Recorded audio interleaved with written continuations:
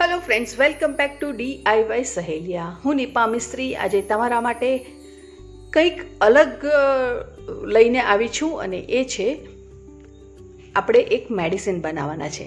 તો એના માટે અહીં અમે ગોળ, સૂંઠ, મરી અને હળદર લીધેલી છે. તો આપણે જોઈ લઈએ. અહીંયા ગોળ લીધો છે, સૂંઠ લીધી છે, મરી પાવડર લીધો છે અને હળદર લીધેલી છે.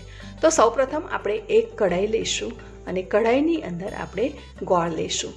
અહીંયા મેં દેશી ગોળ લીધો છે અને તમારે પણ દેશી ગોળ લેવાનો જ આગ્રહ રાખવાનો છે, કેમ કે દેશી ગોળ આપણા હેલ્થ માટે વધારે સારો છે. કેમિકલવાળો ગોળ આપણા શરીરને નુકસાન કરે છે, એટલા માટે દેશી ગોળ ખાવો અને આમાં પણ એ જ યુઝ કરવાનો. ગોળ ઓગળે ત્યાં સુધી જ આપણે એને કઢાઈમાં થવા દેવાનું છે. જેવો ગોળ ઓગળે એટલે તરત જ આપણે કઢાઈને ગેસ પરથી ઉતારી દઈશું અથવા તો ગેસને બંધ કરી દઈશું.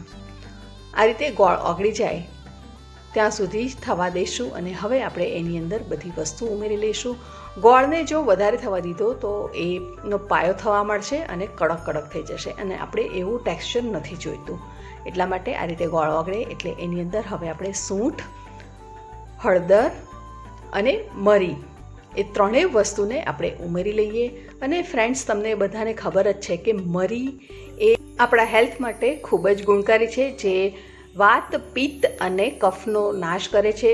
ઘણા લોકો એવું માને છે કે મરી તાસીરે ગરમ હોય છે, પરંતુ એવું નથી. મરી તાસીરે ખૂબ જ ઠંડા હોય છે અને હળદરમાં પણ રોગ પ્રતિકારક શક્તિ ખૂબ જ પ્રમાણમાં રહેલી હોય છે.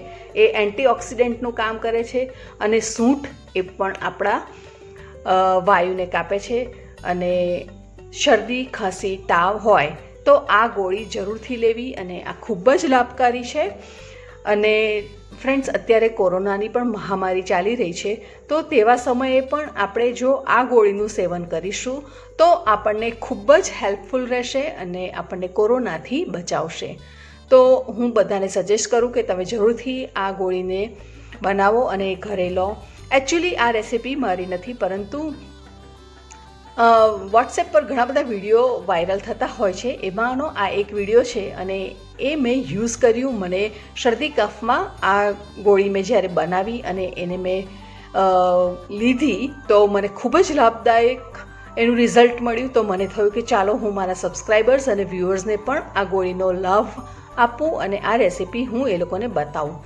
તો એટલા માટે મેં આ રેસિપી બનાવી છે અને તમારા માટે હું લઈ આવી છું. હવે આપણે આ રીતે બધું મિક્સ થઈ ગયું છે તો એની નાની નાની ગોળી બનાવી દઈશું. તમને ગમે એ પ્રમાણે એની સાઇઝ તમે થોડી નાની કે થોડી મોટી કરી શકો છો. બાળકો માટે બનાવવાની હોય તો થોડીક નાની બનાવશો અને એલ્ડર્સ એટલે કે એડલ્ટ્સ માટે બનાવવાની હોય તો થોડી મોટી બનાવવાની. આ રીતે આપણે બધી ગોળીઓ બનાવી દઈશું અને એને એક ડબ્બામાં ભરીને મૂકી દઈશું.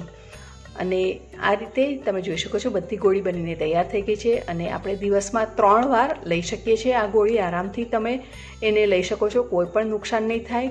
અને તમે ગોળી ના બનાવી હોય તો આ રીતે 1/2 ટીસ્પૂન જેટલું ચમચીનું મેઝર જે હોય છે તે તમે એનો પાવડર પણ ડાયરેક્ટલી આ રીતે બનાવીને તમે લઈ શકો છો. તો ફ્રેન્ડ્સ, આ જરૂરથી તમે ટ્રાય કરજો અને ફીડબેક લખજો. Thank you.